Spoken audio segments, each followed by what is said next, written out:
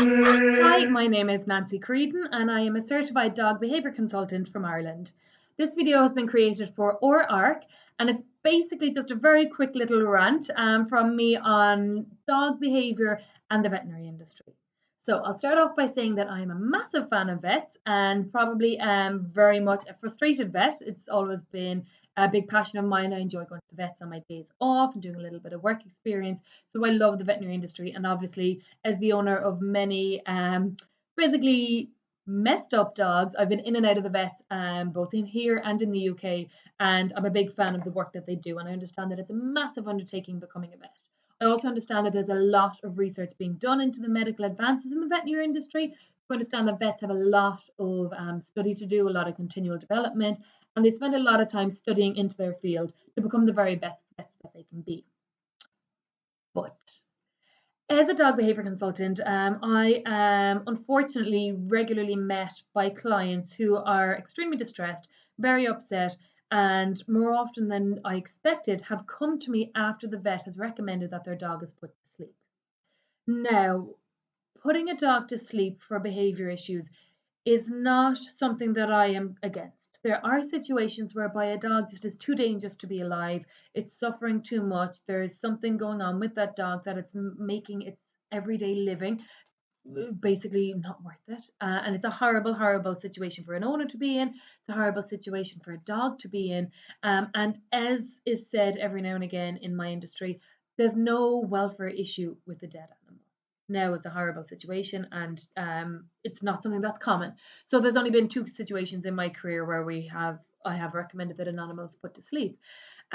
So that's two out of many, many, many, probably thousands of cases at this stage. What happens quite often is people contact me and say, "This happened at the vet's. My dog got extremely upset, and the vet recommended my dog was put to sleep." And this is usually, without offending anybody, this is quite often done by an old school vet, a vet that maybe works with large animals more and maybe doesn't have as much empathy as most of us do have for our pets. Now, the veterinary industry and the behavior industry works very closely together. I work with some fantastic vets who are very interested and passionate about learning about dog behavior themselves, and that seems to be a growing trend in the veterinary industry. More and more vets are attending seminars on dog behavior. More and more veterinary conferences are including lectures on dog behavior, and it's amazing. But the problem is, quite often vets don't think about referring to a behavior expert as an option.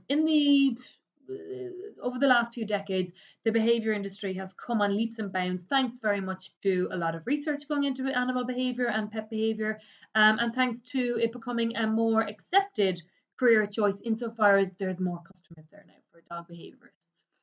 My issue and my grievance is with vets that say that dog's angry, that dog's dominant, that dog's a bad dog, it's not safe, it's going to bite your children, we should put it to sleep.